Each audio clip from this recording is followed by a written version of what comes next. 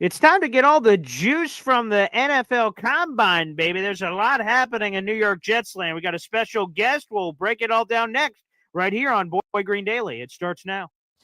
I'm going to lose my gosh darn bananas. Boy Green Daily starts now. Zoinks!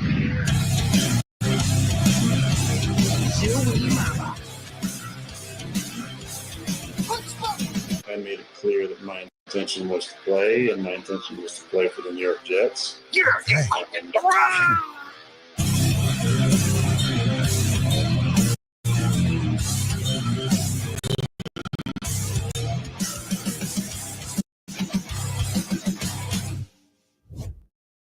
What's going on, everybody? I'm Paul Washington Jr., a.k.a. Boy Green. I'm the New York Jets digital reporter for Heavy.com. Welcome to Boy Green Daily, a daily New York Jets video show, also available wherever you get your podcast. And a even better show, perhaps, is the Gangs All Here podcast with this special guy who covers all things New York Jets for the New York Post. That is Brian Costello, who's down there in Indianapolis for the NFL Combine. Brian, it's great to have you back on the program. Thanks for having me, Paul.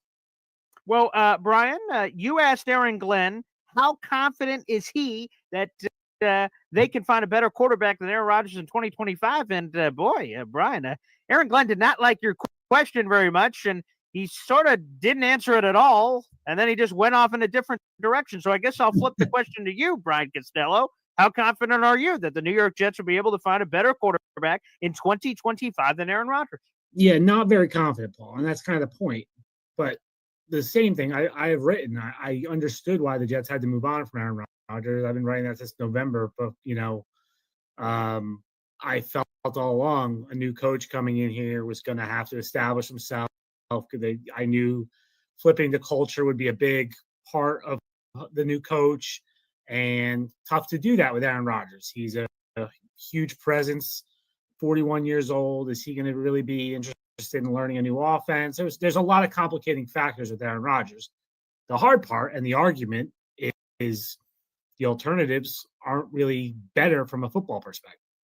And I understand that. And I don't expect them to acknowledge that completely, but I think the question had to be asked. And he wasn't mad at my question. He was mad at they just didn't want to talk about Aaron Rodgers. It was pretty clear their mindset is turn the page, move on. I get it. That's their messaging.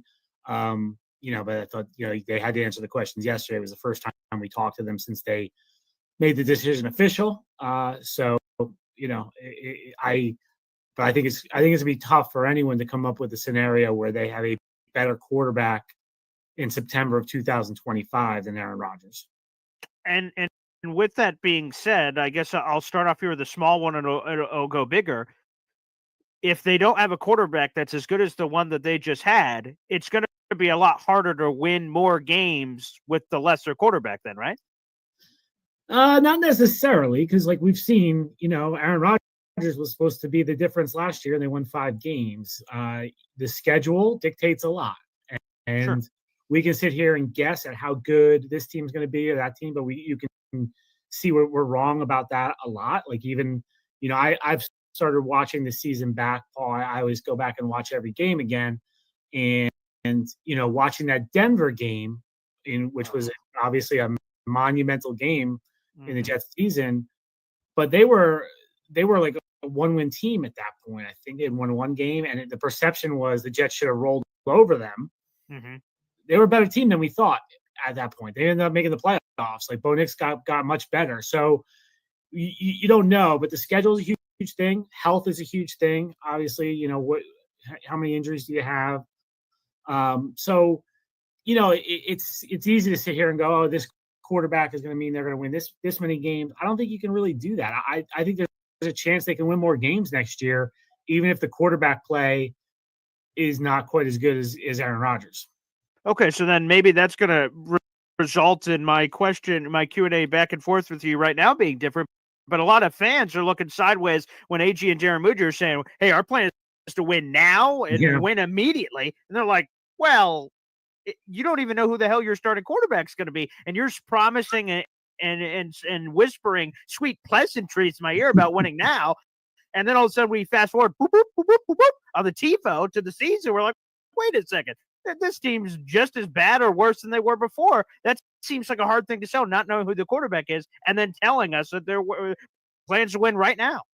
Yeah. I actually wrote something for my Post Plus newsletter on that topic because I thought it was interesting that they kept saying we're going to win now. Yeah, because I get what they're trying to do. I think that messaging is to the players that are currently on the roster. Because remember, there's not a team meeting until April 7th, I think it is when the spring program begins. So Aaron Glenn will not be in front of his team for another 6 weeks or so.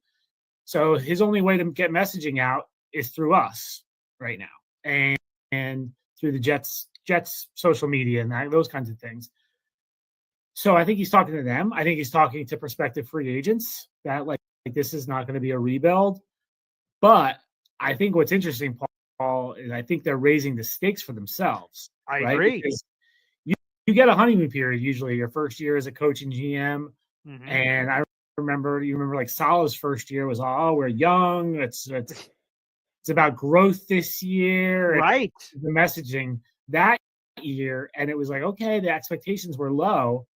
So if you're going to set the expectations high, you better deliver something because it could get hot quick here.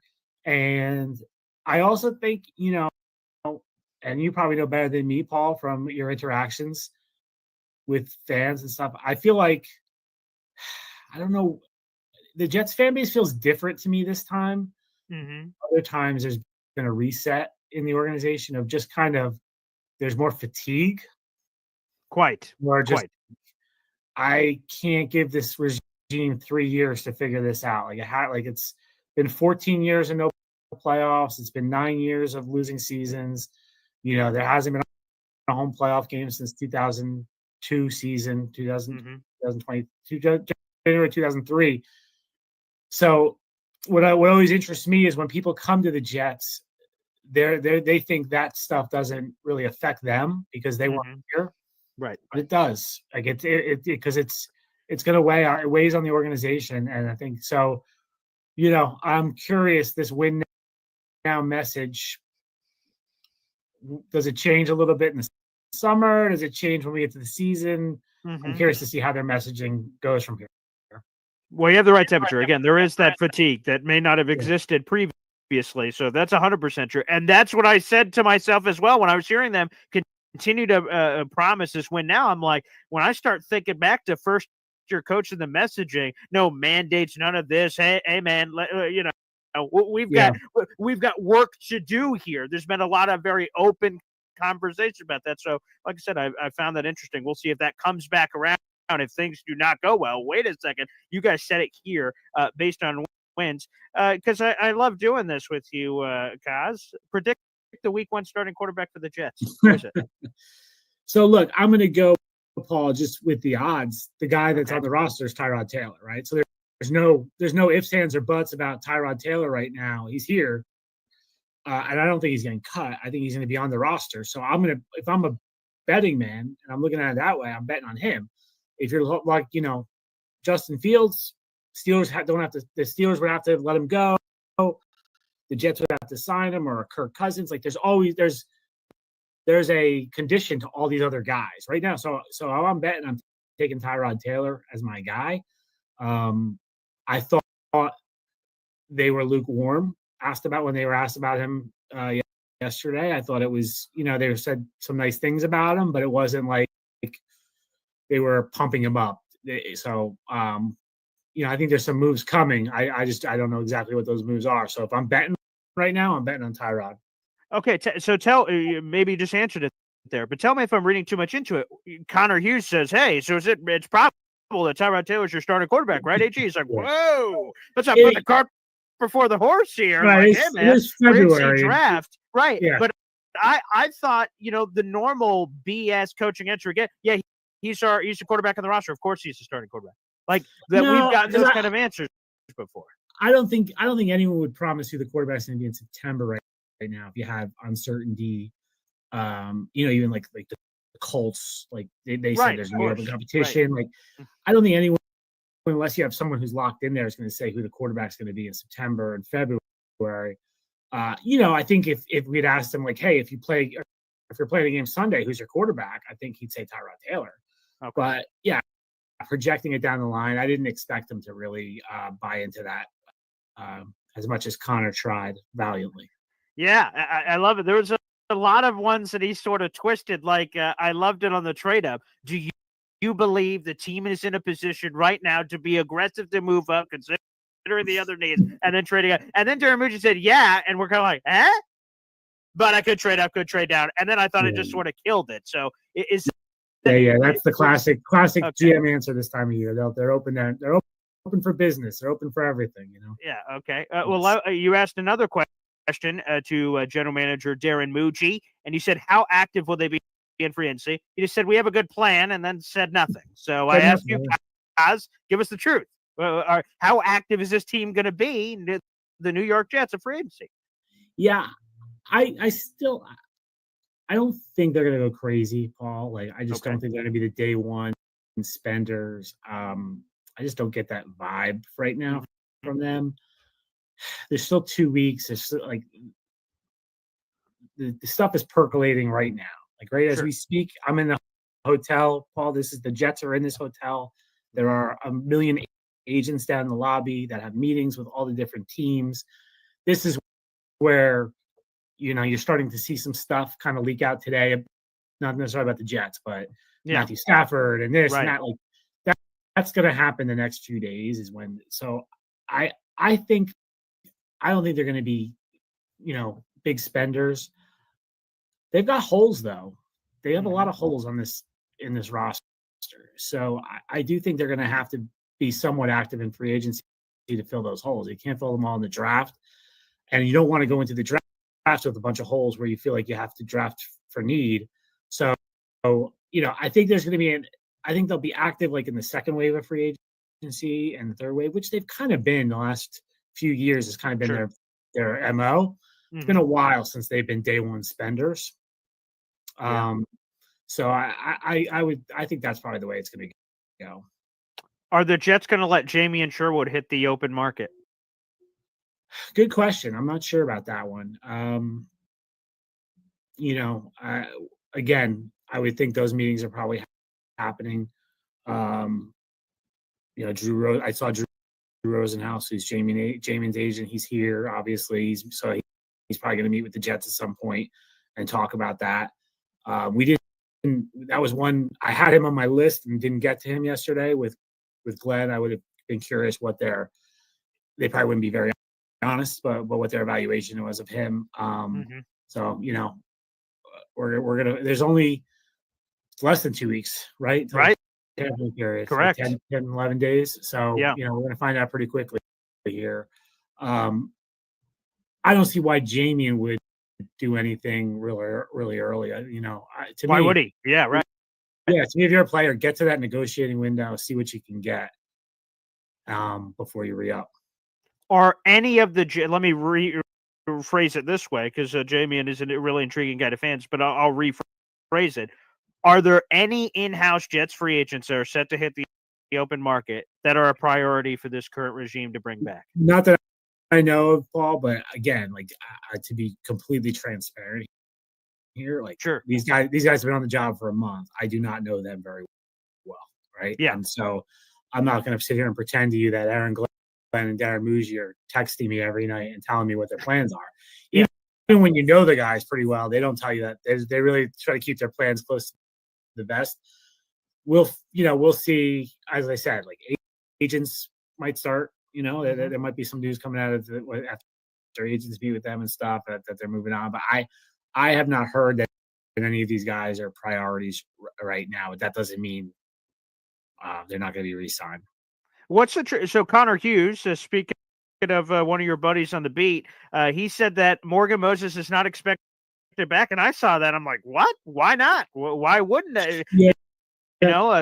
So what's happening there, Morgan? Have you heard anything? I would just think, and again, like, I don't know. I didn't see exactly. I saw Connor aggregated, so I don't know exactly what he said, but yeah. I just think Morgan was going to be 34 years old, right? He's been battling injuries, he valiantly battled injuries last year and played through them.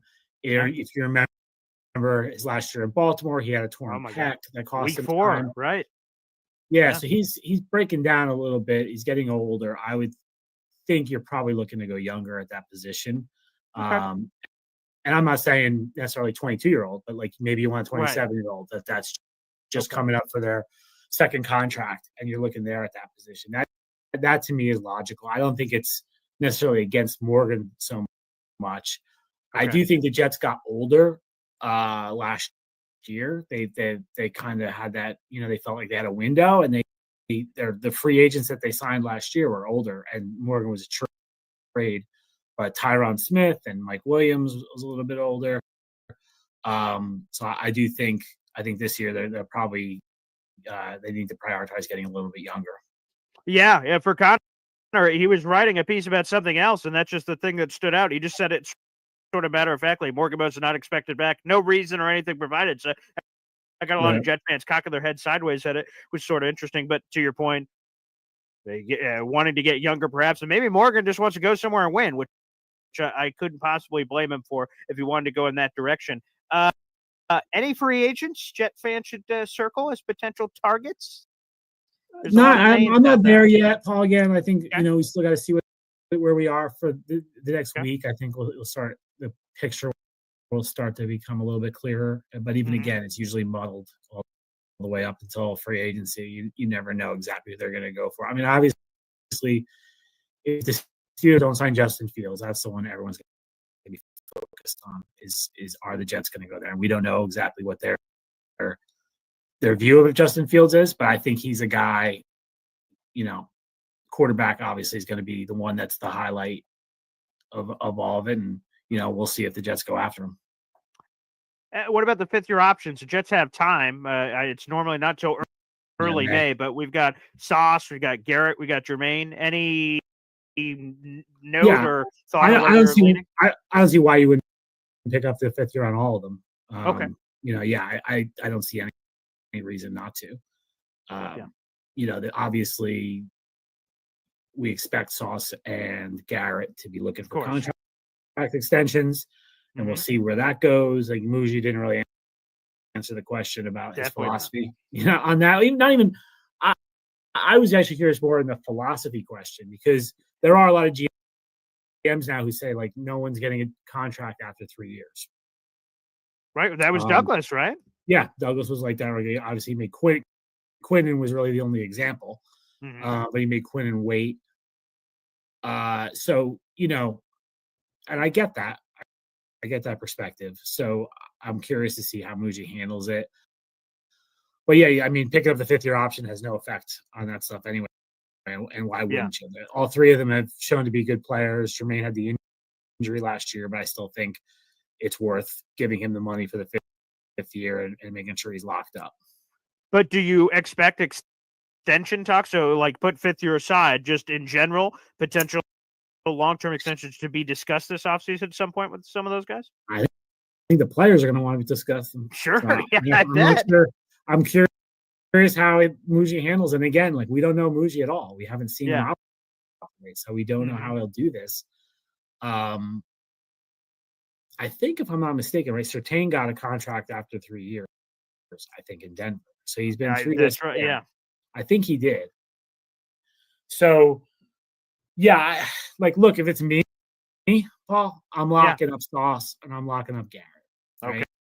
Okay, boom. I am locking them up. And because to me, they're two really, really good players. And I know there's been issues. Like, I know Sauce's tackling wasn't terrific at the beginning of last year. Right. I think he's a great player. I think Garrett's a great player. I think you need to establish that young great players with the Jets are going to stay here.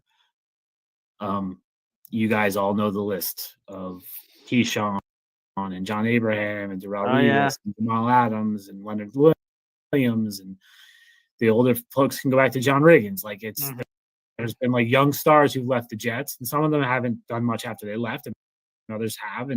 But it's very few and far between guys who just stayed here the whole time. And I think Garrett Sauce deserve that. I think Jermaine needs to show something after the injury. I don't think Jermaine can look for a contract right now, but I would lock them up, and you know that you can tailor it so that it doesn't really affect your cap that much in the first year, first couple of years. So I would do that.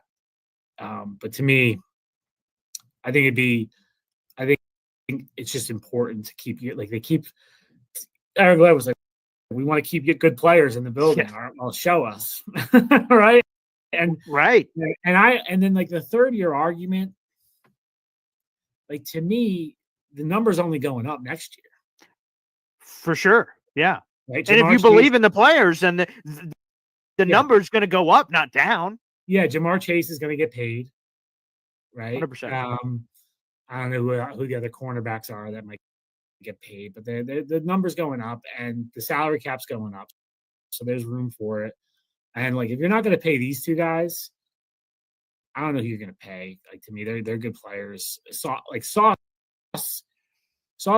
has been all pro twice in 3 years. And, you know, Garrett has put up really good numbers with not good quarterback play. Mm-hmm. So yeah, I would be holding on to them very tight. And to me, you lock them up now, you might be saving money. It might look like club friendly in a few years. Yeah, because those fifth-year options are now fully guaranteed. So those just again, unless I'm not over the cap, guys. So like I look at it, but I don't know if I fully understand it. So if those are all fully guaranteed chunks, when they're looking at the cap a year from now and they're on those fifth-year options, all of a sudden we're like, whoa, boy, those are a lot of wax at the pinata. Yeah. I mean, the thing there is you probably could do a contract extension next year and whack that. Okay. The fifth-year option, right? Right. And so then you lower the number. Okay. There, but yeah, it's yeah, and I don't know too. This isn't the reason I do it. I think it sends a good message to the locker room that you're going to reward players that play well. And right now, I don't know what to do in a quarterback, but they don't have money tied up at quarterback right now. So you can do it there. That's another reason you can do it. Again, we're Brian Costello, New York Post. Guys, the gang's all here.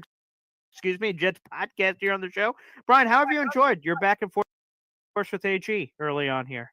Media scrum, presser. Yeah, I mean, the press conference wasn't much. The doctor yesterday was good. I mean, I like that he goes like he's a little combative. I think that's fun. I think that it's definitely good for copy and stuff. And, yeah. You know, I'm looking forward to getting to know him. I you know, I don't really know him yet, and you know, we'll see. And then when you kind of get into these are sort of like bigger press conferences, like, you know, it feels like big because there's a huge crowd around you. Of course, these cameras. We'll see, like when we get in the day to day, when we get to training camp, or even though and it's like a little smaller in Florham Park. I'm curious to see how it goes. Let's throw another one that's just a recent thing. What's your reaction to the NFLPA report card? Jets were not graded well, Brian Costello. They were not at all. And again, obviously this has nothing to do with Darren Muji, AG, and these guys, but still, the report card's a report card. Yeah, I have some issues with the report card. I don't know exactly how they do it, Paul. Like, I'd like to know a little more about the methodology. Sure. When is it done? Because I remember this was an issue last year, right? The Jets didn't score last year. I mean, someone told me that it had been done like in like October is when they do it. Now, how do you judge? Yeah. Wow. Yeah. So like, you know, and then is it like there's a lot of people in a lot. So I think guys who are top of the roster have a different view than guys who are bottom of the roster. Definitely. Like what's the mix there? And then like some of it doesn't make sense to me where I like even put the Jets aside. Yep. I just saw a Broncos reporter tweeted that Sean Payton got a B, which makes him the 26th coach out of 32. Yeah. Wow. So it's weird stuff like that. And then like the Jets food got criticized, right? and his thing got worse. Again, but the grade went up. It was a D- last year. It's a C- this year. So, yeah, like it's not perfect methodology. I think there's some good info there for them. Look, I think the Jets facility is very nice. It's been 17 years though now. Like it's hard to believe they've been there that long. Wow. For me, and I haven't really seen major upgrades since they moved there. So I do think there's probably things like, there's parts of the building I never see. So there could be upgrades that I don't know about. But I'm in the locker room a lot. The locker room is basically the same as it was in 2008 when they moved in. So does the locker room need to be bigger? There's always a lot of temporary lockers now, Paul, because I think, when after COVID, they expanded the practice squad. There always seems to be more people. They probably can make the locker room a little bigger, a little nicer. The weight room, I think, could be a little bit bigger. That hasn't changed. So I would be listing on stuff like that. We eat the food, the media there. I think the food's pretty good there. So that's what I've heard from most of the media, to be honest. So most of the reporters I'm texting or talking with, they seem to love the food. Yeah, I'm not going to complain about the food, but obviously I'm not my body is not a high-powered professional machine, so maybe their evaluation of nutrition is different than mine, but I like their food. So, and I think, like with Woody Johnson, I think it's important that he acknowledged that he needs to be a better owner at the press conference, and it feels like it's been open season on Woody for a while now, and I think he acknowledges there's things he has to do. But I was interested. I don't know if you saw Ryan Fitzpatrick's tweet.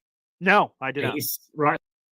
Fitz said out of the 9 teams he played for, the Jets facility was by far the nicest facility he ever that's played. Nice. So he sort of said about it could have changed in 9 years. Maybe they downgraded. Right. Yeah. He goes, or maybe today's players are softer, like to complain. I'm sure that's going to cause some juice. I can't remember exact word he used, but something like that. So, I just, the other part I question about the methodology too is like, if you're 22 years old and this is the only team you played for, how are you comparing it to other things? Exactly. Like, is it compared to the University of Texas, right? That like those colleges have insane facilities. Unbelievable. Yeah. But like, do you need a miniature golf course in your facility? Or do you really not need that? Do you need a bowling alley in your, or is that just crap that colleges do to get high school kids to go there? Right. So, I think there's value. There's some value in it, but I don't take everything that's in the report card as like majorly important. All right, fair enough. A couple more before we get you out of here. So AG and Muji used some interesting words. Again, maybe I'm reading too much into this. Like when they're talking about Davante Adams, for now, he's on the roster. They didn't seem to use that verbiage with everyone else that they talked about. What are the chances the Jets trade Davante Adams? I don't know how you can trade him, Paul, because the cap number, of course, everyone knows they're going to have to cut him. The only question, like, would he come back for a lower number? But I don't think he's going to want to come back without Rodgers. So, I think he's gone. And I think that for now was a pretty telling statement. Yeah. I'm not sure what maybe they're waiting to see if they could get, like, anyone would bite on a trade. Like, there's no reason you don't have to cut him now. Right. You don't have to do him a solid, right? That changes nothing for you. And like really like doing him a solid, it's not even if you cut him now, I don't think he has a robust market right now. I think the market would start for Davante when free agency hits anyway, and when teams are ready to start putting the pieces together. Like, it's a rare guy who gets like cut and there'd be like a huge market for it right away. I think Davante is a very good player. I think there's going to be a market. I think there's going to be teams interested. I just think the way this unfolds, teams are still in the planning phases right now. So I think he'd probably be signing as long as they cut him before free agency starts. He'll be fine. If they hold on to him longer than that, then it gets hard for the player. Fair enough. Let me ask you this again: the Muji said what every GM says. Yeah, could trade up, could trade down, could stay in the middle. Yeah.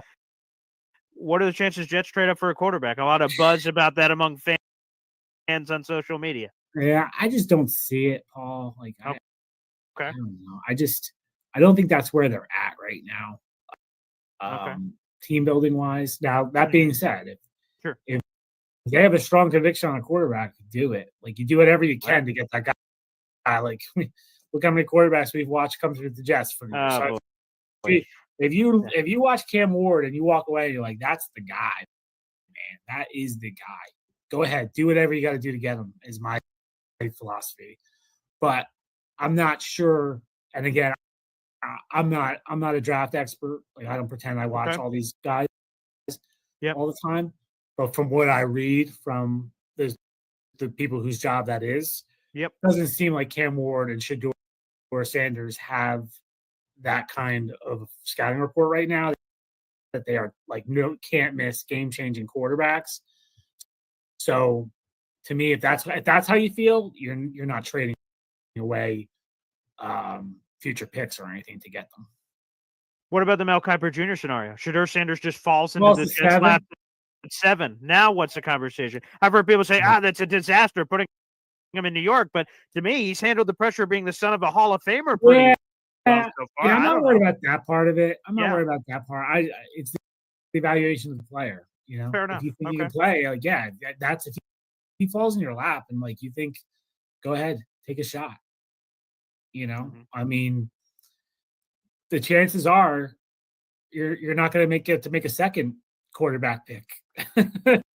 That's the harsh reality, right? Yeah. So so like you better feel good about it if you're going to pick him. But if he falls to 7 and you like him, go for it. Brian, what combine number is this for you? Oh God, that's a good question.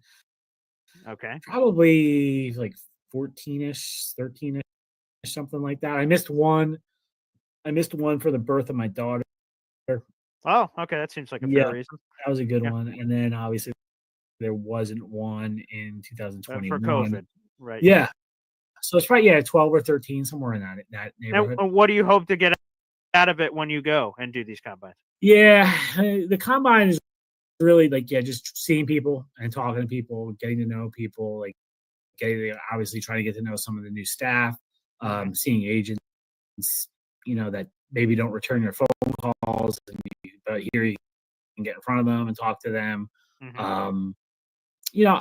I do like seeing some of the prospects, just like to talk to them. I don't go to the drills, but like I did go to Mason Graham today. Oh, okay. And like obviously I just like to see guys who could be Jets. I want to go to Tyler Warren tomorrow, talk to him. I like to get a feel for them. And then obviously the press availability with the coach and GM is important. It's the first time we get to talk to them really since the season ends a lot of times. So that's the combine life, and hopefully get a steak one night while I'm here. Hey, there you go. That's good. Last one for you. Have you just heard? I try to end it always in this. Is there anything in the notebook? Anything that you've heard? Rumors, buzz, anything Jetsy at the combine? There's not a lot of buzz right now with the Jets. Is that good or bad? I think it's indicative of where they are, Paul. Okay. Like, I just think when you have a new coach and a GM, they're playing catch up for a while, right? Like, they had to like introduce themselves to the scouts, right? So like if it's a GM and coach, especially the GM, like if it's a GM who's been here, you're already having a ton of scouting meetings. Like you're meeting in November and December. You're already, you had your free agent meetings in January. Like you're much further along than these guys are right now. So I think they're just starting to dig in on that. I think in terms of agents, Muji was not a guy who I think is in a lot of agent meetings other than like the last like 2 years in Denver. So I think he needs to get to know some of the agents and they get to know him. So yeah, I think it's just indicative of where they are, and they're not like the Stafford sweepstakes, I think, is going to be the main story for the next week in the NFL. And I don't think the Jets are going to be in the Stafford sweepstakes. Like they came out today, the Giants met with him. Yes, right. Here, yeah. right. I think there's a report that the Raiders met with him and some ski chalet in Montana or something with Tom Brady. So, I just think we're still the Jets really aren't in that part of it yet. So I don't think there's usually the rumors you hear here, are usually that big ticket item. Yes. At first, like Rodgers a few years ago and Carr, that was big. Okay, last one here, and just your reaction or thoughts to this, because I've heard people say this. When a new regime comes in, they want to make a splash. It's like the draft day. The fans like to get wet, Sonny. Give a splash. I don't agree with that premise. Okay. All right, good. Totally. Okay. I don't. I think you have the leeway not to make a splash when you're new, right? Like I think you can. Sure, right. I don't think. I think guys who tend to make the splash are the guys who are worried about their jobs. The Giants. Yes, Stafford winning right now. Yeah, they're in that mode right now, and the Jets obviously 2 years ago going for Aaron Rodgers was like, okay, we whiffed on Zach Wilson, we better do something. So I don't think they have to do. I don't think the new guys necessarily have to do a big move. I think they're going to be popular this year. Up until unless the season goes poorly, like they'll be popular for a while without making big moves. All right. Well, I appreciate. Well, Brian, thank you so much for taking time with all the combine action happening here. I think last time we had you on was for the combine. It's an annual tradition now. There you go, Brian. We're gonna have to keep doing this, puppy. So I appreciate it, Brian. All right, no problem. Thanks for having me. All right, thank you. We'll take a quick time out. We'll take your phone calls next here on Boy Green Daily. Boy Green Daily. Boy Green Daily. Boy Green Daily. Talking just football, man. Boy Green Daily. Boy Green Daily. Boy Green Daily. The New York Jets Football Club. Wow. Offense, defense, special teams. Watch the Super Bowl season with Boy Green. J-E-T-S. Jets. Boy Green Daily. Boy Green Daily. Boy Green Daily. You're talking Jets football, man. Boy Green Daily. Boy Green Daily. Boy Green Daily. The New York Jets Football Club. Oh, yeah, baby. I love those Hep songs. Those are absolutely friggin' terrific. Great stuff there from Brian Costello of the New York Post, live from the NFL Combine in Indianapolis. We have 400 people in the room. Make sure you guys like the video, hit subscribe. Thank you so much for everybody. And thank you, Schnitzel. Everyone's saying great interview. I appreciate that.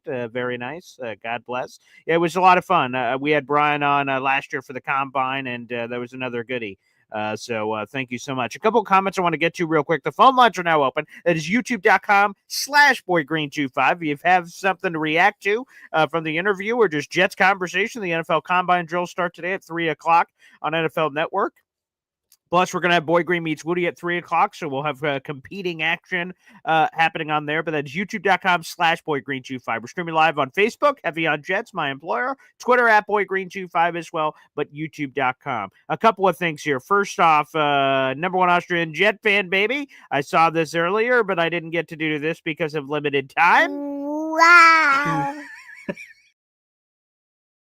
Every time we get a super chat, we hear from my daughter, Zariah Luna. We love Brian Costello. Yeah, it's been great to develop a nice relationship with Kaz, which I love a lot in Austria. And we've added that to your total for our giveaway. More on that in just a second.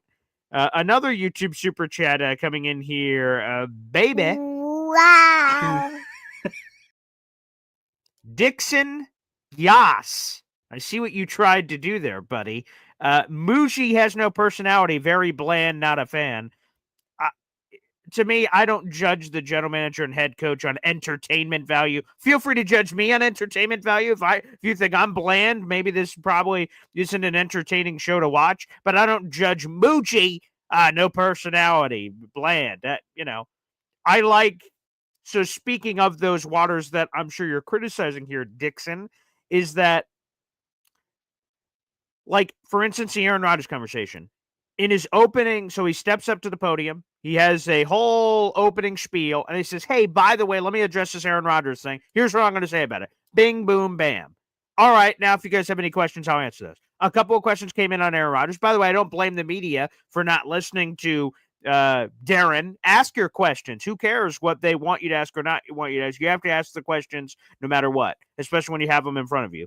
And he received Aaron Rodgers questions, and he said, I'm not going to add anything more to the Aaron Rodgers conversation I already had. So I like that, because we criticized Robert Saleh for saying all kinds of stupid stuff, and he didn't do that enough. I'm just saying, I've already addressed that. Thank you very much. He would say something, and get in a lot of trouble. So, each to their own, Dixon. And by the way, we put this $1.99 towards a potential raffle ticket. Again, raffle tickets are $2.99 a piece, so just keep that in mind. And we're running out of time, people. You see that scrolling ticker down below? That is our top 5 biggest gifters so far this month. This is what you guys are all competing for, and it's only today and tomorrow. It's Thursday, Friday. These are your last opportunities. We're giving away a New York Jets signature football. It's a full-size NFL football. It is great in the man cave or the office. It's a limited edition collectible. You can see a lot of the signatures on there. Garrett Wilson, Aaron Rodgers, AVT, and so many more. A New York Jets Nike Salute to Service long sleeve and a custom laser engraving package. Those Jets logos and Boy Green logos merged together. One lucky person that bought at least one raffle ticket will be eligible for this giveaway. We'll be announcing that winner live,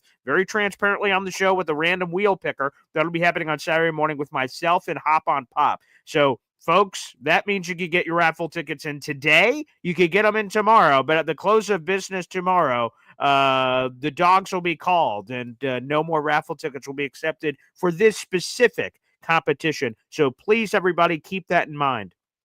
For people on the fence, like Dixon has only given $1.99 this month, which, by the way, is fine. I appreciate all the support on the show. But if you don't add another $1, at least, obviously, before midnight on Friday, then you will not have a raffle ticket. So I just want to make sure I'm very transparent and clear to everybody. I want to make it fair to everybody. So it's not just any level of super chat. It has to be a total of $2.99 per raffle ticket. There are no limits. You guys can have as many raffle tickets as you like. So I just want to make sure that's clear to everybody. But I've been adding up your total. So Dixon, I have your $1.99 written down. So if anything else comes in, I will add that to your total, but I appreciate it. So thank you, Dixon, for that. And one more other comment I wanted to highlight as well. Alan, I don't think he's here anymore. I think he went back to work. But he was talking about, Brian Costello was talking about the fifth-year options for players. And Brian believes that the Jets are going to pick up all of them based, that's what he's saying. That's his opinion. Alan says Jermaine Johnson's a tricky one for a 5th year. Needs to see how he looks off the Achilles. The other two make sense to pick up. I just want to clarify for people that may not know, you have to make the 5th-year option decision by early May. So the Jets are not going to know how he looks coming off the Achilles, Alan. They have to make that decision before knowing that. Now, they'll know the medical reports or how the rehab's going and things of that nature, but they will not have the information of seeing him practice a couple of times and go, oh, yeah, he looks pretty good. Okay, accept the 5th-year option. Or, oh, God, he looks terrible. We won't. So they're going to have to make that decision blind from that specific perspective. So I just wanted to make that clear as well coming up in here, baby, on the program for sure. So they will not be able to know that. So I like Jermaine's mentality, and I hope he's here to stay. But absolutely excellent, So we'll see what happens. Dan says, where can I download this song? Well, we're working on something behind the scenes, so hopefully we have some good HEP news coming for you. I'll leave it at that, but hopefully we have some good HEP news for you. J-Boy saying, nice hat, Paul. Yes, Survivor. I'm a big Survivor fan. I'm wearing a Survivor shirt. Got all the Survivor logos on the shirt. I also have a buff, too. I'm a big Survivor fan. Survivor season 48 debuted last night. Big Survivor guy. Nice hat. And this is a special hat. I'll show you. Only Survivor fans are going to know this, but okay. So you see the Survivor hat, right? Outwit, outplay, outlast. The show's been on since the year 2000. It's been on for 25 years. But this was a birthday gift. I don't know if which side is it on. I hope it's on the other side. This was autographed by Wendell Holland on Survivor Ghost Island, wishing me a happy birthday. Now, here's the story of that, right? So he didn't know Wendell ended up winning the show in this dramatic ending with Dom. it was Wendell and Dom at the end, and they had to go to a tiebreaker. It was super dramatic. When Wendell signed this hat in the middle of the season, he had no idea whether he had won or lost. This was back in the days when they did the Survivor finale in LA. So it's cool. I had this hat, and I was wearing it during parts of the season, and then he ended up winning. I'm like, holy freaking crap, I have the winner of Survivor's autograph hat. So it's pretty cool. So shout out to our Survivor people out there as well. Yeah, and we have a couple of them in here. R&R, love the hat. When are you getting on that show, Go Boy Green? I actually have former Survivor player David Wright. No, not the Met, I'm afraid. But he's a Survivor legend. He's a multiple-time Survivor. He's kind of taken me under his wing, so he wants to like review my audition tapes and stuff. So that's pretty cool. A Survivor legend, David Wright. So I guess apparently for people that also want to apply for the CBS show Survivor, the most optimal time to submit your tape, your audition tape is apparently August. So there's a little nugget for people because they record their seasons back to back in the spring. So there you have it. My mom's in the chat, looking handsome, BG, loving that shirt. There you go. Got the nice button up here. Very nice. I'm glad you like the floral. It's nice. I'm normally jet guy every day. At least the hat's green, so I keep the jet green going on. Yeah. Shout out to Rick Spielman. We're going to get back to the phone lines here in just a second. Want to make sure I didn't miss anything. Oh, there you go. Dixon sent in another YouTube super chat, baby. He now officially has a raffle ticket for our contest on Saturday. Wow. Bing bong raffle, baby. Okay, Dixon, you have one raffle ticket for our contest and an additional 99 cents. So if you end up sending any other super chats over the next 48 hours, you'll have a chance to add even more raffle tickets to your total. But I always tell everybody, you at least want one ticket to the dance, baby, to have a chance to win these prizes. If you have no raffle tickets, obviously, you have no chance to win the contest, from what I understand. Greg says BG show is the best. I love it. I love doing this every day at 7:30. So thank you so much. And sorry for any technical difficulties. I saw there's a few comments about that. We'll have that figured out for all the Boy Green Coffee Club members. We should have that edited version of the video available ASAP. So you guys should be able to see that after the show in the video section there on the channel. And that will be just the Brian Costello interview. J-Boy, same. I love Survivor. I don't drink, but man, I could sit and have a few beers with you, laughing. I don't drink really either. The only drinks I have are hand grenades, the New Orleans' most powerful drink. You get a couple of those in my hand, things could go south. But no, I don't really drink either. So yeah, but I'd love to talk shop. And for Survivor fans that are here on the show, on my radio show, which is the Score 1260, the Man Show Boy Green, look at it on my Twitter or anything of that nature. We have a former Survivor player on each Thursday today to recap the previous night's episode, and that is Brett LaBelle. I've been able to become good friends with Brett LaBelle. He was on Survivor Season 33, Millennials versus Gen X. He's a cop from Boston. He's super hilarious, and we've had him on for the last couple of years recapping every Survivor season. So he's a lot of fun. He joins us every Thursday on the radio show. No Jet jersey, Big Green, just wearing Survivor shirts. So no Jet jersey today. I need to wear my Jet jerseys more. I've got a lot of wonderful jerseys, but a lot of great comments here. All right, let's get back to the phone lines, or go to the phone lines. We have over 400 people in the room. Like the video, hit subscribe. Let's go to the wonderful Hep here on the show. Good morning, Hep. Hey, Paul, I did get the text from Gator, so I'll be working on that right after the show.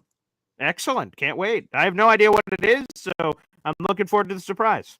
Okay, so I just want to keep you posted on that. How is it being the bachelor life this week? It's a little lonely, right? It is. It's very strange. It's very bizarre. It's great. I get to FaceTime my kids, and they're doing all kinds of wonderful things. So I get to talk to them, once a day or something in between all my combine work and the video show work. But it's weird. I mean, just getting home and the house is silent.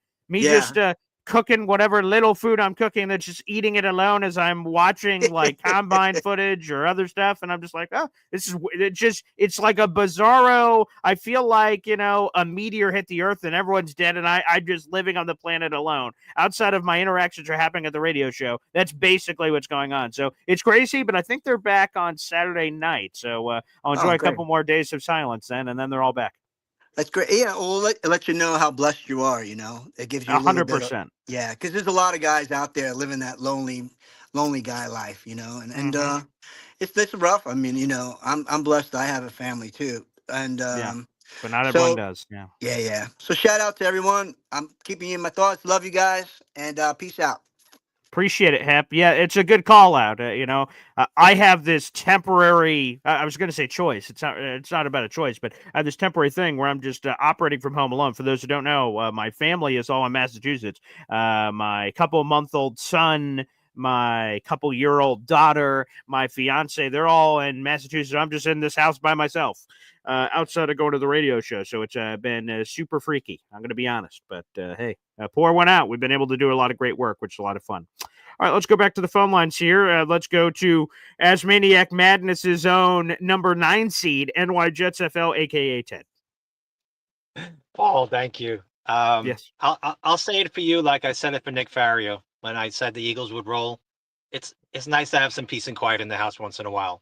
It's okay with that. I get it. Hey, Paul, I tried to call in a Yes. few days ago, and my schedule's been crazy. Did you see the Mhm. I'm sure you saw this. Did you see the Eric Allen comments with Glenn when he I sat saw his down from whole. the New York? I saw that whole show, so I'm sure I saw whatever specific comment you're probably Okay. referencing. He talked about he Glenn talked about getting more explosive, and then how everything, the line, their offense got so much better when they became explosive with the Jameson Williams of the world, and the running back. And Mm-hmm. so it makes me think, maybe we're going to look at a player like Emeka Ibuka, like somebody explosive. I mean, I don't know if we're going to have a trade down partner because, a lot of the elite, what they call blue chippers, may be gone. So I don't know who would want to trade up right now, to get at set. I don't think 7 is really a great position for us. So that's my first point. Second, my boy Kenneth Grant will run today. I'm reading he may run in the 4.8s because he Oh dropped my down to goodness! 3:30, 3:20. Wow. Yeah, I think he's going to make a statement. Yeah, I think he's going to make a big statement today. But last point. Yeah. Well, I watched a lot of tape on Will Campbell. I'm a Mm-hmm. little interested in Will Campbell. The only thing is Ooh. he's a left tackle. Okay. He's a left tackle, Yes. Right. Right. but Projection. which Right. means that Olu would have to move over, or he would. But if you get, he just, I thought about the Penny Sewell kind of comparison. Right. He's a guard, but they're about the same size. But you watch Will Campbell play, super athletic, long, like tall, not long armed, but gets to the second level a lot and just locks down pass rushers. If I know it may not be sexy, but if he's there at 8 and you lock down the left side and the right side, Brees Hall can have a field day. That's the one way to get more explosive.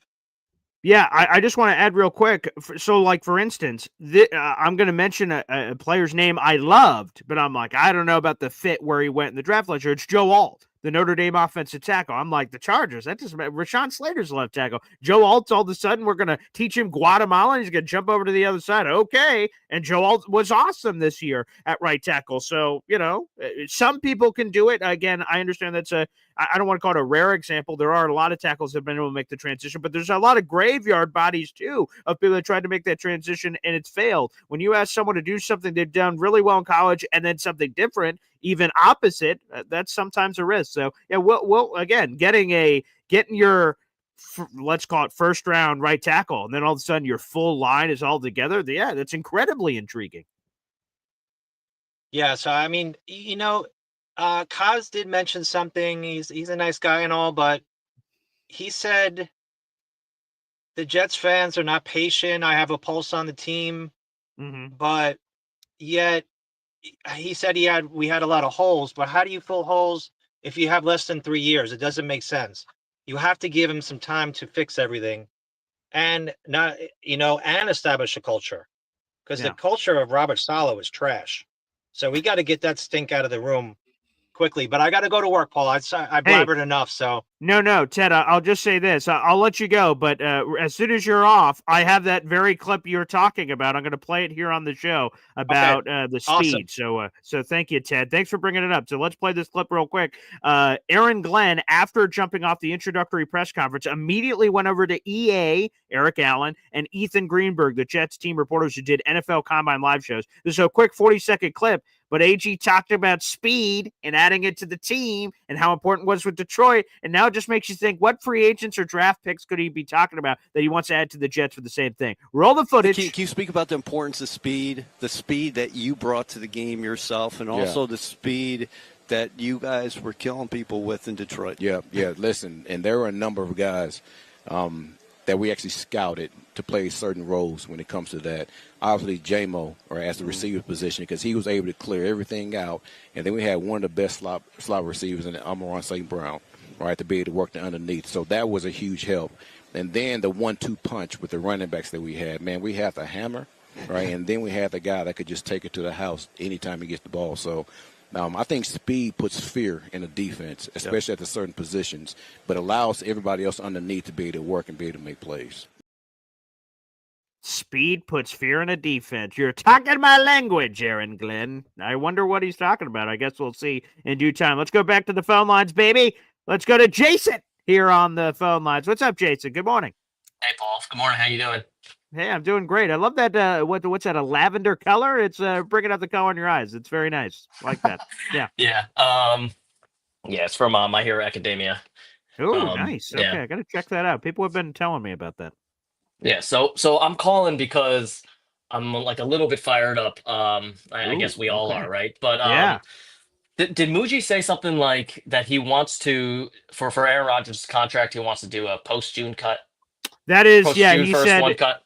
correct. Yeah. So he said he is likely to do that. No final decision is made, but he is leaning towards that direction. For Jet fans, that would mean the $49 million in cap charges would be split over 2 years, with $38 million in change, and then his 23 and change this year, which will be 14 on June 2nd. So he'll get $9.5 million savings this year, but they won't get it for months.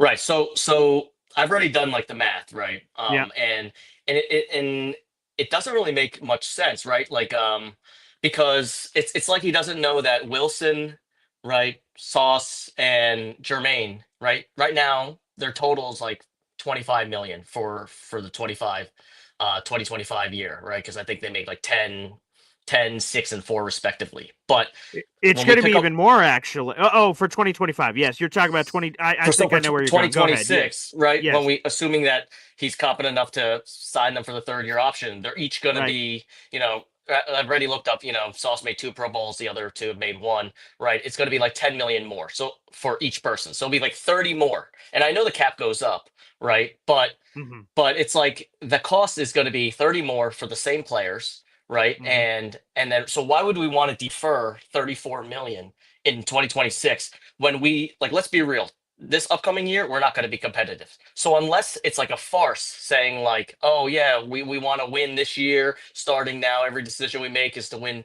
now, so he doesn't want it to be look like we're just taking the whole cap, right, for Rogers dead cap, so like we won't be competitive this year.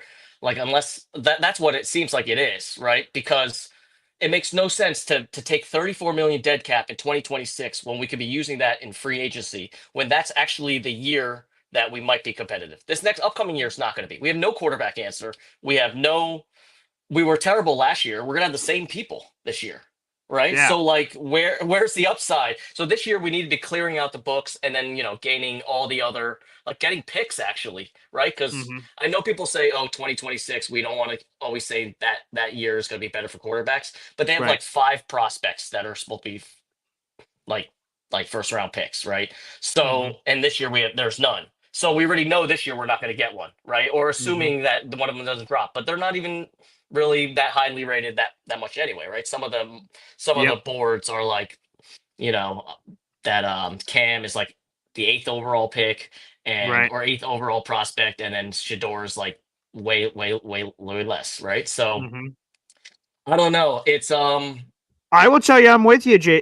Hey, cards on the table. If it was up to me, I'm taking the hit on the chin this year. I'm taking my medicine. It is what it is. I tried to swing. The Jets, tried to swing for Aaron Rodgers. It didn't work out. Now I got to take my lumps. Now, teams can sometimes be successful taking lumps. Look at Denver last year. Of course, that's a random example. They were able to take it all on the chin. They got lucky with Bo Nix, and then the rest of the team ended up working. Great combination of champagne, and they were able to make the playoffs last year. I'm not going to guarantee that for the Jets, but I would take it all on the chin to unlock. So why am I dragging this out? Why am I also having an Aaron Rodgers cap hit in 2026? Let's just take it on the chin. The cap expanded anyway. To me, that would have been like, oh, even better. Now it's if we take it all on the chin, it's less painful than it would have been if the cap didn't explode to this point. When you drag it out, sure, it opens up more money for now, but I think it goes to your point. AG and Muji are saying win now, win now, win now. We don't know who the hell their starting quarterback's going to be. So either they're blowing smoke up our ass to tell us that we're going to win now, and then they're sort of the middle going,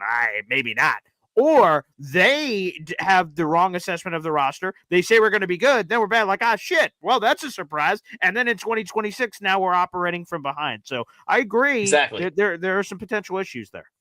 Right. So when I heard that was his plan, if that's what actually happens, he's incompetent. And I'm surprised that no reporter said that to him. Like, why would you do that? We want to not only get the bad taste out of our mouth with this whole Rodgers thing. I mean, it was just unfortunate he got hurt. Right. Everyone loved it when he got it. Like him running out with that flag. I think all Jets fans started crying. Right, with the with that song. Oh, it was like I don't know if it was Thunderstruck or what was it, but whatever. Thunderstruck. Yeah. But it was like Rodgers for president. You know what I mean? Yeah, 100%. But it just didn't work out. He got hurt, and it's not his fault. He tried his best, but like we just need to clear it out, and we need to recoup picks for next year because assuming we're not going to be good this year, we're going to be a top 10 worst team, right? And so we basically gave up like the 75th pick for Reddick. So like, are we forgetting that we're not going to have a third round pick in 26, right? And we need ammo that year to trade up or whatever if we're going to get one of the quarterbacks, right? Like I really like the Lenora Sellers. I don't know if the guy I do because he was supposed. The only reason I know is he was supposed to be a Syracuse prospect. He was supposed to come here, and he chose South Carolina instead. So 100%, yes, I'm quite aware of Lenora. Yeah. He's like 6'3", 6'4", 250. But he runs like Lamar, you know what I mean? So it's like, and as we see, like all the competing teams, all the teams that go deep, they have a quarterback that can move. So if you get, and we need someone like that, like Josh Allen or whatever. So like that's the guy. I mean, I might take him a little bit for Heisman because he's going to be dual threat, right? You have him, Arch, even though he might stay, right, if he's young and they get paid. The Penn State kid, whether or not he's going to be good or bad. Drew Aller, who knows? Cade Klubnik, the Clemson kid, Ted's a big fan of. I don't think he can move though. I don't think so either. I agree. I don't think he's got the same movement. But the Nico guy from Tennessee. Oh yeah, Tennessee. He's going to be good. Yeah. Malachi Nelson is supposed to be good. So you have like all these guys, right? That we need to get ready. So it's almost like we should kind of tank this year. I know people don't want to hear it or whatever, but like in a year where it's acceptable for us to be bad. Because this is his first. It's a honeymoon, of course. Right. Yeah. So we don't expect to be like a playoff team this year when we couldn't have been last year when we were a veteran team. So we're like a younger team. We got rid of the older pieces, right? We need to clear it out. It's okay to be bad, and then indirectly, we actually are helping our position in getting more assets for the following year while as opposed to potentially fake chasing this year. You're like, shit, we didn't, and then you're playing this weird catch up in 2026. I totally understand what you're saying. Yeah. So just hearing that, him saying the post June first cut, I was just like, if this is what happens, it's going to make me feel, because it's almost like I need to take this year off to recover, right? So it's okay if this year we're bad, but like then I'll be back in like 26 because then just cap wise and the age wise, the team's like movement is would be going in the right way. We get a young quarterback, but let's build around him this year. Like 2025 should be building on the other pieces, getting the wide receiver, getting the line finished. You know what I mean? But like, and then in 26 we can get a young quarterback, and then he could just run the scheme. And we'll also have another year to see if our offensive coordinator is even good. So he can practice. You know what I mean? So Yeah. it's not like he's going to come in and just be good.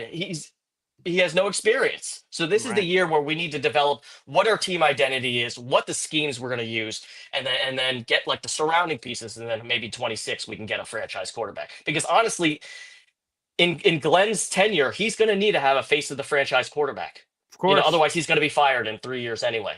Because That's it's 100% just true. Right. so we're not going to get lucky and get like Goff, you know what I mean? Which he was like Hmm. spurned, but he's still Right. he's still Yeah. pretty good. You know what I mean? Yeah. Still a top 12 quarterback. We're not going to be Hmm. lucky like that. So I don't know. So hopefully we don't hear that and they've changed their mind and he just misspoke. But I'm going to be really sad if we do have 34 dead in 2026 for Rodgers. We already have all these dead contracts, Carl Lawson, all these like people that Yeah. aren't on the team anymore. You know what I mean? Like what The Lakin ghosts. Tomlinson.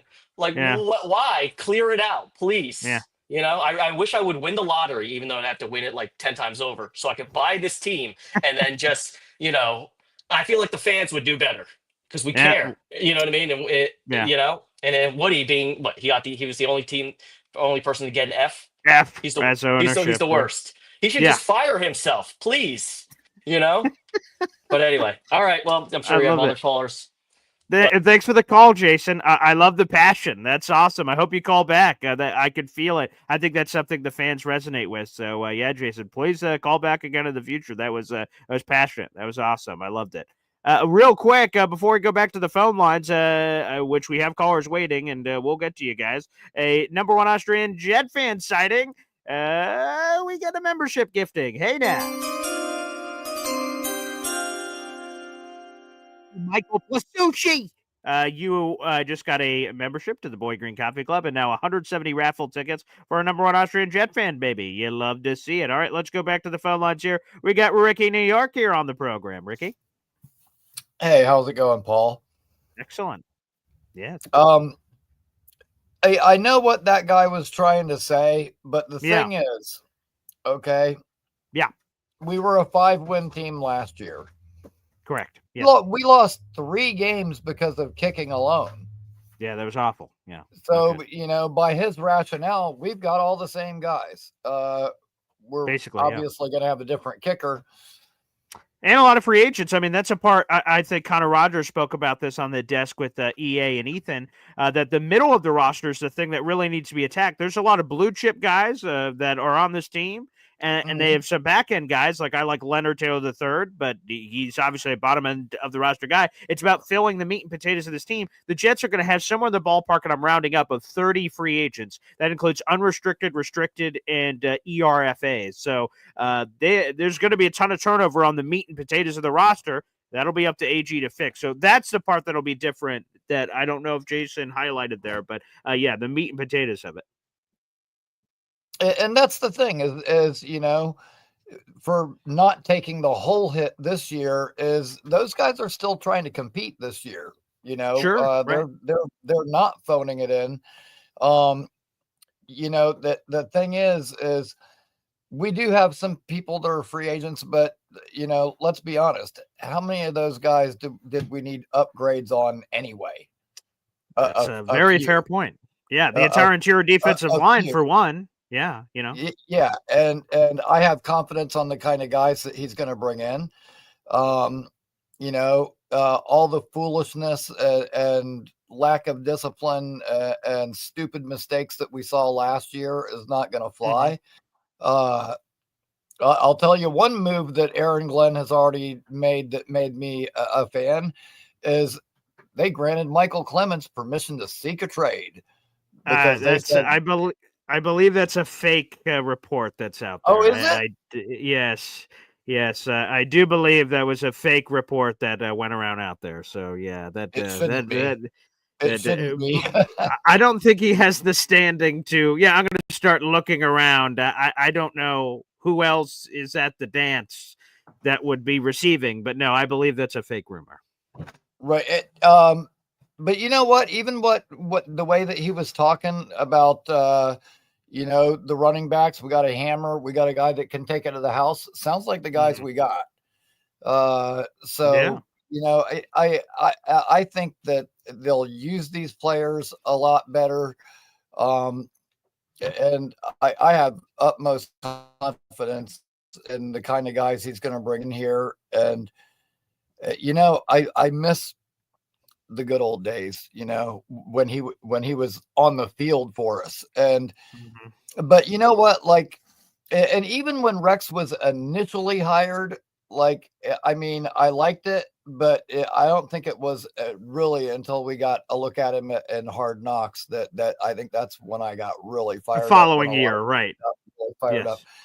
But man, you know what? Like, this is the first time in years, like since then, that I felt good about a coaching staff. And I feel better about this coaching staff than I did about Rex, because Rex could not evaluate talent. Uh, he could coach, but when he got his hands involved in the draft, it was bad. And I don't have that worry with these guys. So wait a And second, Ricky, you're telling me you weren't a fan of the Louisville Slugger, Calvin Pryor? oh God, no. Okay, well, fair enough. But like, yeah, like, if before Robert Saleh was hired, if you would have asked me, like, do you think this guy is perfect head coach material? I would have told you hell no. He just seemed like a rah-rah guy. And he seemed like after they started showing him on the sideline in San Francisco, he got more animated, kind of like he was playing to the camera a little bit. And now, if you would have asked me, do you think Robert Saleh makes the most butt ugly cheerleader you've ever seen? Absolutely. But head coach, no. But that's not how I feel about Glenn. Like, I feel like Aaron Glenn is like Bill Parcells, build a coach science project. Sign me up. If I could build the perfect coach, you know what? Start out in scouting, be a positional coach, and work at every level all the way up, so you can do everything. Every facet of what goes on, and that's what we got. And I think he's much better prepared than some of the other people we've had. And like Connor and Trevor were saying, like, it sounds weird, but Aaron Glenn may actually be one of those guys that's actually a better head coach than he is a coordinator. So I'm excited about it. And I don't buy the, Tanner Engstrom first time doesn't know what he's doing crap either, because Glenn said, like, he was very involved with what they did in Detroit.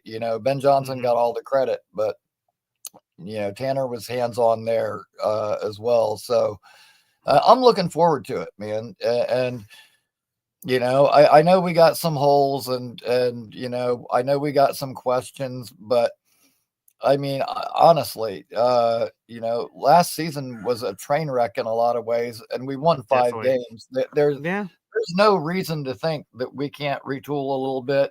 And even with Tyrod or Fields or fill in the blank, there's no reason we shouldn't be able to win 7-8 games.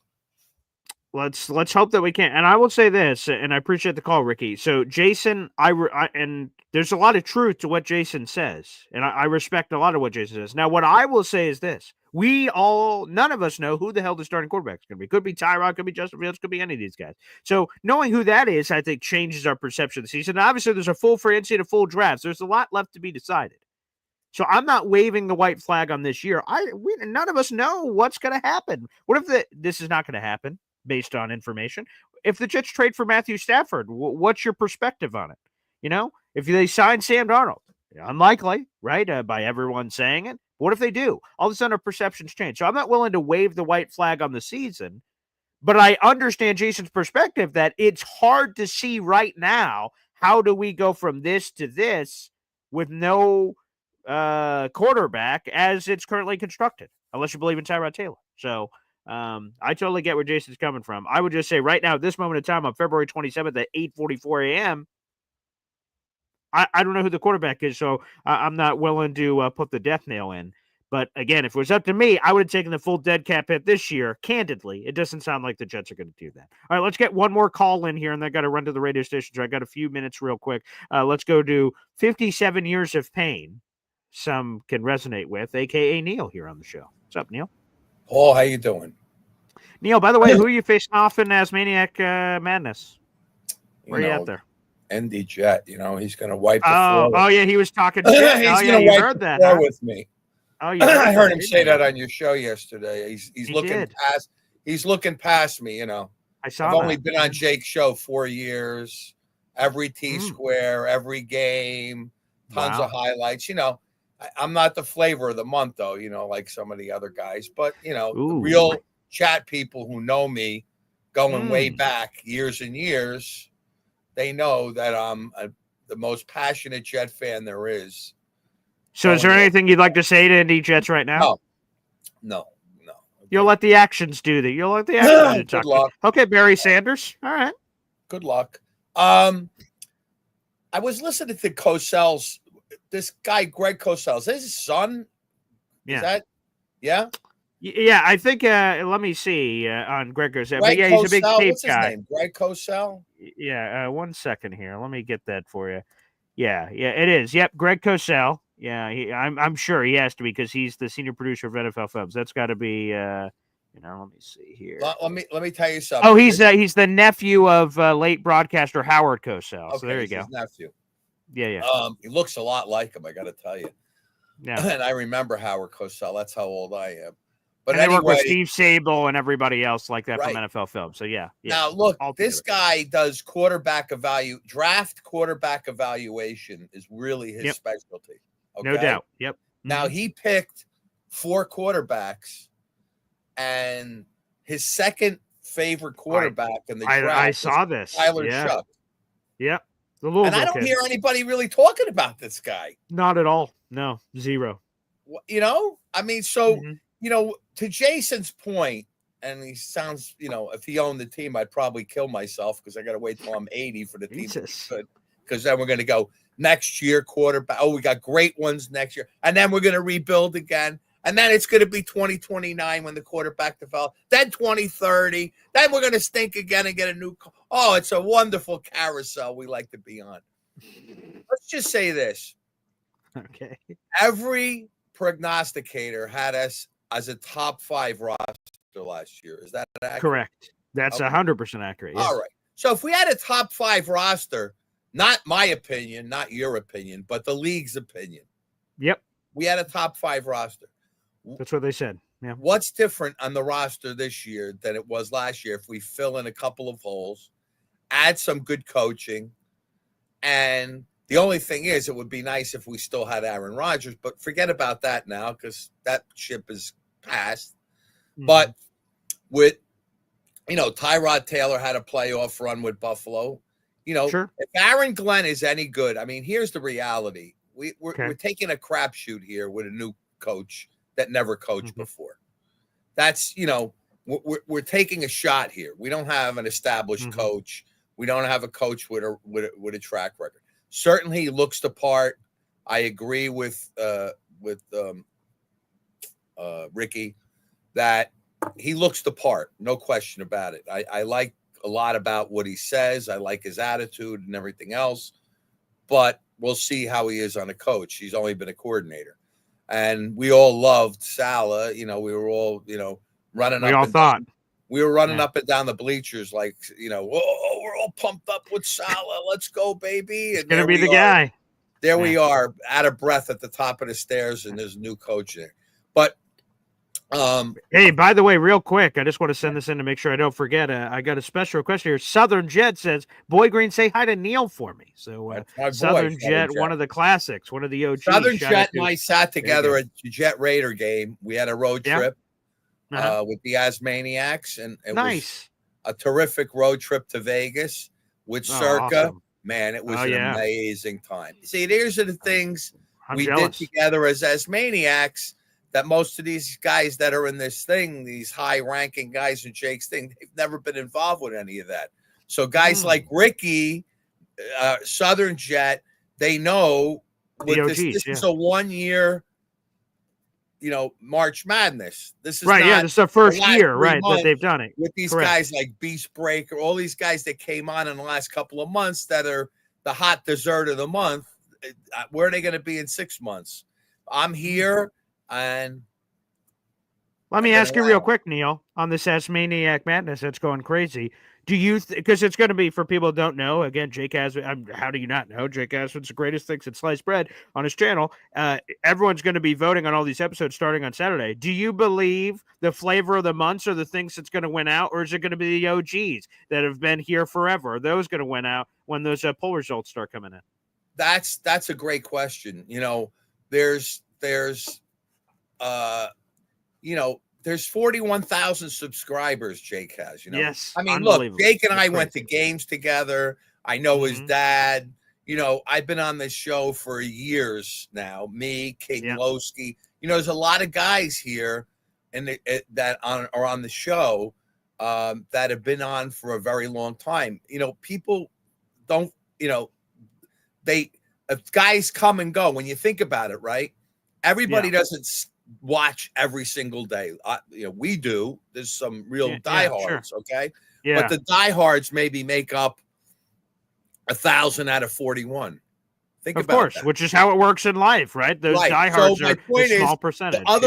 The other 40,000 subscribers that maybe watch the show once a month, or maybe watch the show when Rodgers first came on.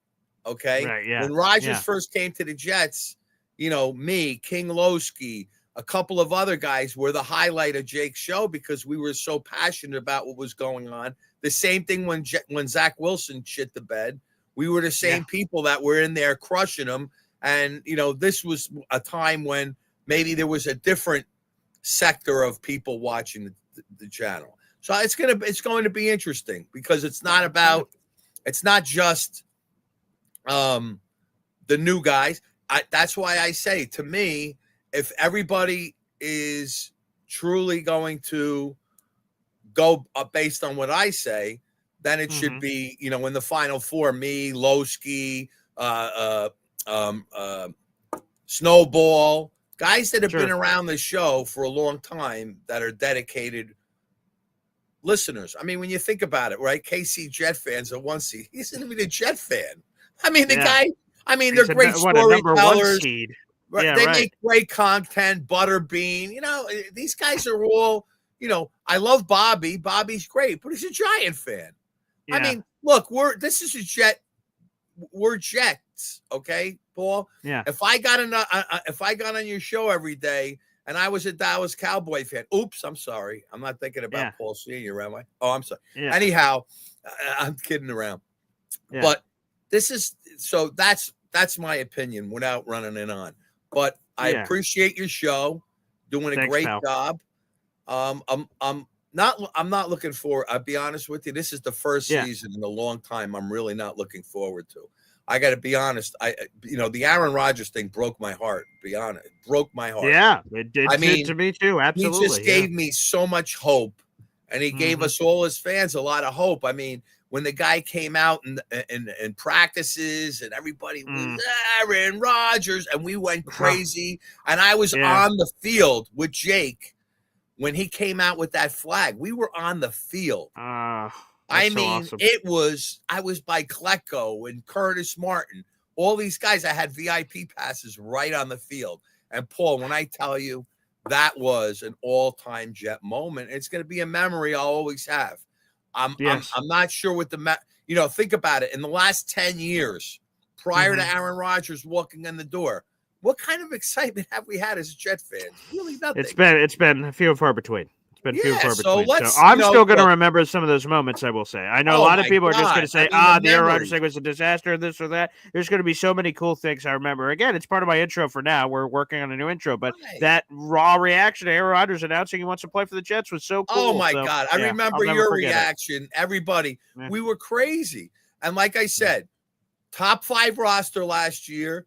We were favored in a tremendous there's no team, I will bet, I don't know about this, but I would absolutely assume there's not a single team in the NFL the last 25 years that have been 5 and had the record we had. Yeah. That were favored in so many games. We were favored in every single game. Terrible.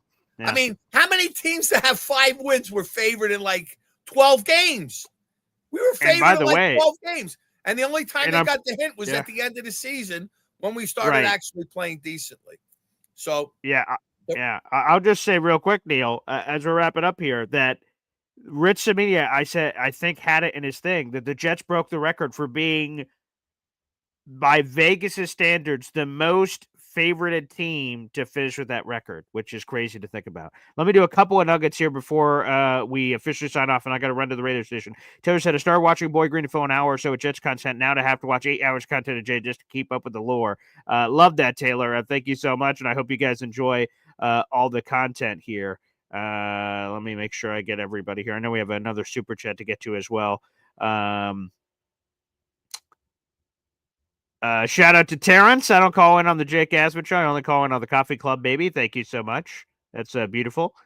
I love it. Thank you. And thanks for the support. Thunder Lebs with the super chat. Let's do this before we get out of here. Every time we get a YouTube super chat, you know what happens, baby. We hear from my daughter, Zariah Luna. It's great to hear her voice. Wow. Thunder Lips $4.99. You just got yourself a raffle ticket, Thunder Lips, and you're $1 more away from another raffle ticket if you'd like to do that anywhere from one of our shows later today or tomorrow. Just keep that in mind for yourself. Shuck is Chris Wanky's younger brother. When you're that old, it's hard to change your flaws and mechanics. Yeah, the Louisville kid who has gotten a lot of love. Let me just see the age here of the Louisville. Tyler Shao, whatever his name is. Yeah, he's 25, and he turns 26 at the beginning of his rookie season. So he's 25. He's massive. He's had some surgeries. Ricky New York was saying in the comment section earlier, he's 25. He'll be 26 in the first month of the first rookie season, which is crazy. So super talented, but that could be a problem. Brandon Whedon, he was a much older guy.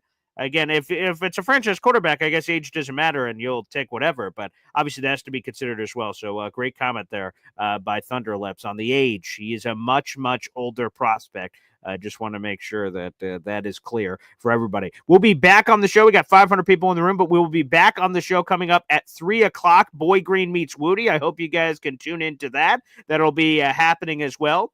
With the NFL Combine. So we'll have some more content coming up again. That'll be at 3 o'clock live here on the channel. Thanks, everybody, for tuning in. We will see you later today on Boy Green Meets Wood.